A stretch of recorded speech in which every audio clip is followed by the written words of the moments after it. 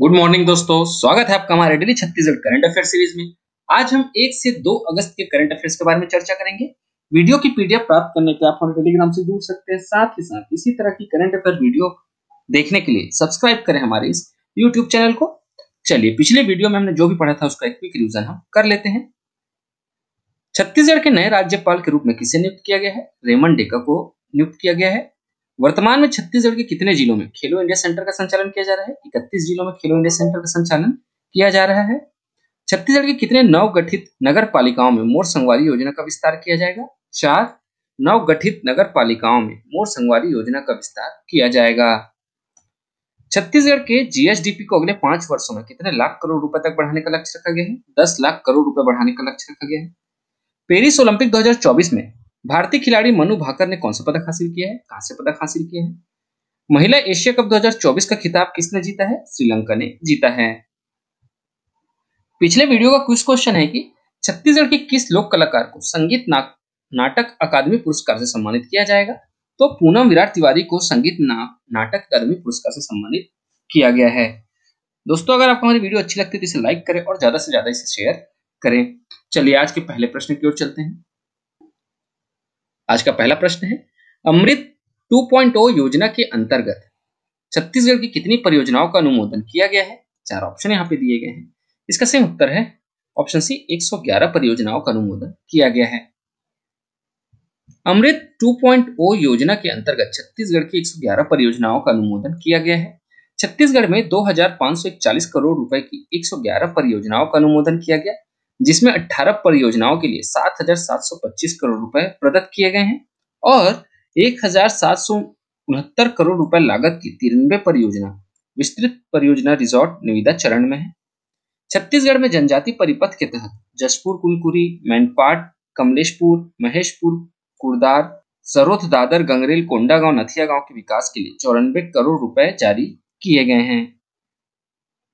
दोस्तों, पिछले वीडियो में जैसे पढ़ा था वो भी यहाँ पे है कि स्वदेश दर्शन 2.0 के तहत छत्तीसगढ़ राज्य में बिलासपुर और जगदलपुर को चिन्हित किया गया है। ठीक है, इसके बारे में पूरी डिटेल में मैंने पिछले वीडियो में पढ़ा रखा है, आप चाहें तो उसे चेकआउट कर सकते हैं। चलिए, अगले प्रश्न की ओर चलते हैं। हमारा अगला प्रश्न है, छत्तीसगढ़ के नवीन राज्यपाल श्री रामेन डेका को किसने शपथ दिलाई है? 4 ऑप्शन दिए गए हैं। इसका सही उत्तर है ऑप्शन डी, श्री रमेश सिन्हा ने शपथ दिलाई है। श्री रामेन डेका ने 31 जुलाई 2024 को छत्तीसगढ़ के 10वें राज्यपाल के रूप में अपने पद की शपथ दिलाई है। छत्तीसगढ़ उच्च न्यायालय के मुख्य न्यायाधिपति न्यायमूर्ति श्री रमेश सिन्हा ने उन्हें शपथ दिलाई है। दोस्तों, पिछले वीडियो में जब मैंने इसके बारे में बताया था तो आपको कुछ डाउट्स थे कि ये 8वें क्रम के राज्यपाल हैं कि 10वें क्रम के राज्यपाल हैं।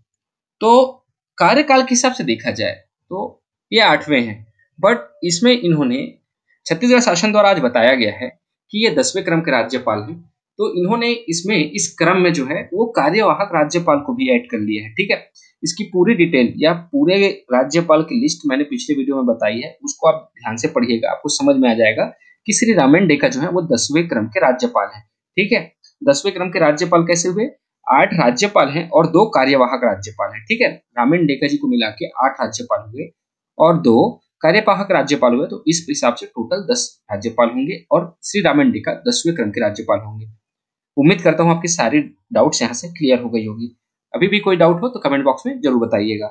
चलिए, अब श्री रामेन डेका के जीवन परिचय के बारे में हम जान लेते हैं। छत्तीसगढ़ के 10वें राज्यपाल श्री रामेन डेका का जन्म 1 मार्च 1954 को असम के सुआलकुची कामरूप असम में हुआ है।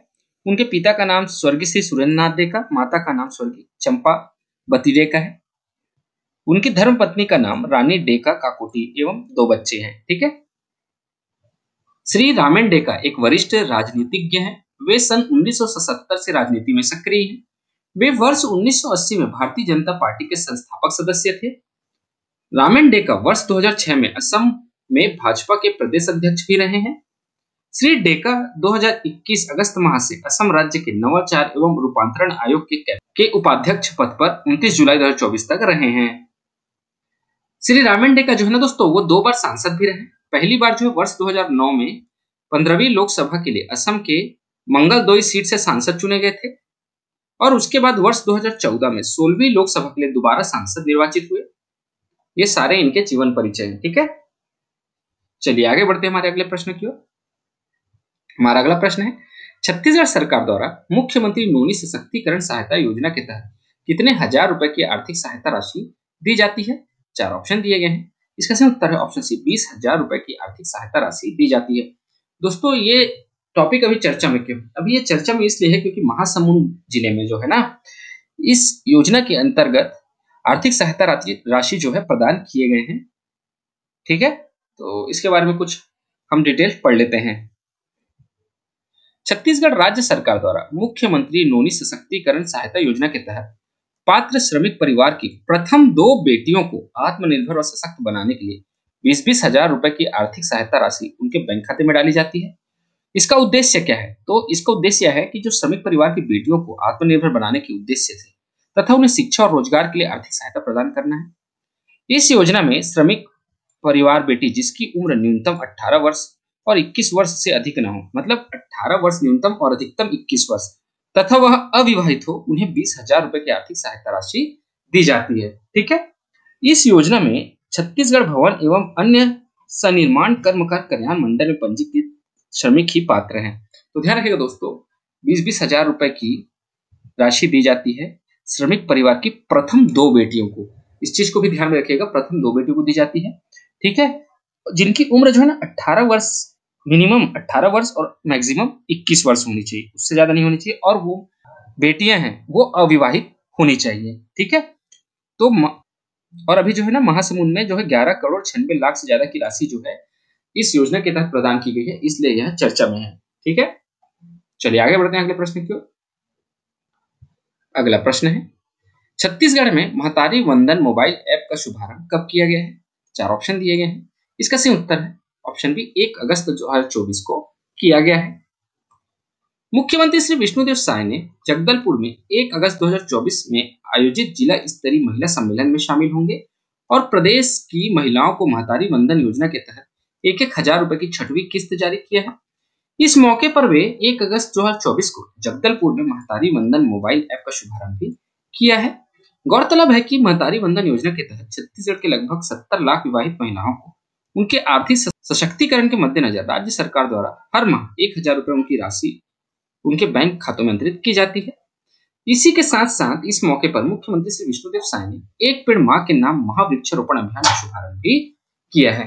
तो ध्यान रखिएगा दोस्तों, आपको यहाँ से प्रश्न भी पूछा जा सकता है कि महतारी वंदन मोबाइल ऐप का शुभारंभ कहाँ किया गया?